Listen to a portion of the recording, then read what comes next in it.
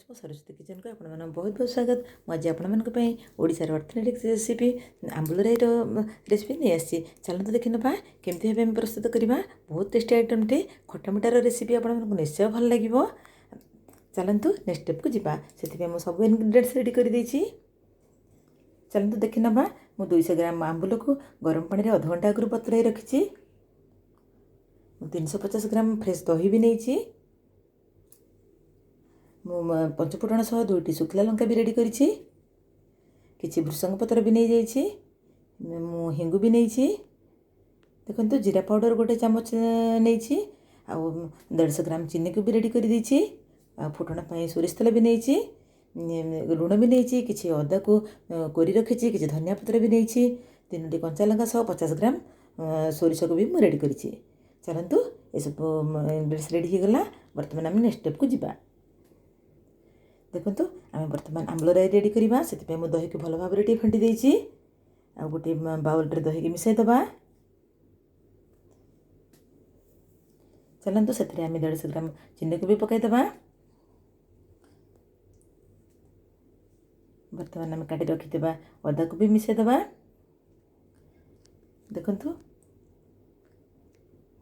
बर्तमान आम से 50 ग्राम सोरिष को मुझे भल भाव में बाटी देछि। 3टी लंका अल्प पानमोहरी भी दे भूली जाइए देखापी। बहुत टेस्ट लगे पानमोहरी पड़े ता स्मेलटा। आपड़ चाहिए फुटण भी लगे पारे सोरिष बटा को, किंतु मुझे बटा ही मिसई। देखो हाफ चामच लुण मिसईदेली। आ हाफ चामच ब्लैक सल्ट भी से मिसईदेवा।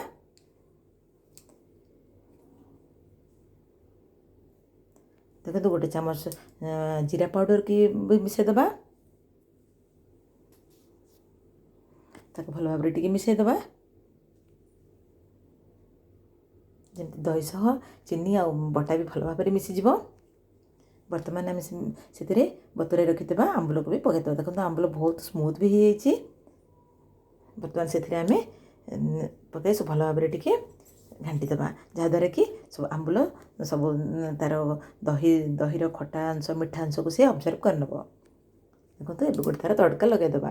से गोटे फुटणाकार बसई देछि गैस उपर। से किसी सोरिष तेल भी दे देछि 2 चामच। बर्तमान से आम पंचफुटण शुखला लंका सह पकईदबा। ताको भल भाव फुटेबा। से 2 पिंच हिंग भी मिसईदबा जहाद्वारा कि फ्लेवरटा बहुत बढ़िया आसब। देखंतु किछि भृषंग पत्र भी आम से देदेबा। बहुत बढ़िया आइटमटे आंबुलराई। देखो फुटण भी हो गला। एमती आप निश्चय घरे ट्राए करूँ। आपण फैमिली समस्त एमती कर खुआतु। बहुत कम समय में आमर आंबुलराई भी प्रस्तुत हो जाए। देखो तड़का भी लगिगला। आमर आंबुलराई पूरा रेडी हो गला। देखो मुझे सर्व कर देछि। से किसी धनिया पत्र भी दे देछि। आपण एमती ही ट्राए करूँ। मो चैनल को सब्सक्राइब करने भूलु नहीं। लाइक भी करूँ, कमेंट्स भी दिंतु, शेयर भी करूँ। मो पुणी मोर नेक्स्ट रेसिपी नहीं आसबि। आजिकल तो भोजी फंक्शन भी आंबुलराई होची। आपण पखाल भात गरम भात सागर खाई पारे। एमती करूँ। रोचे धन्यवाद।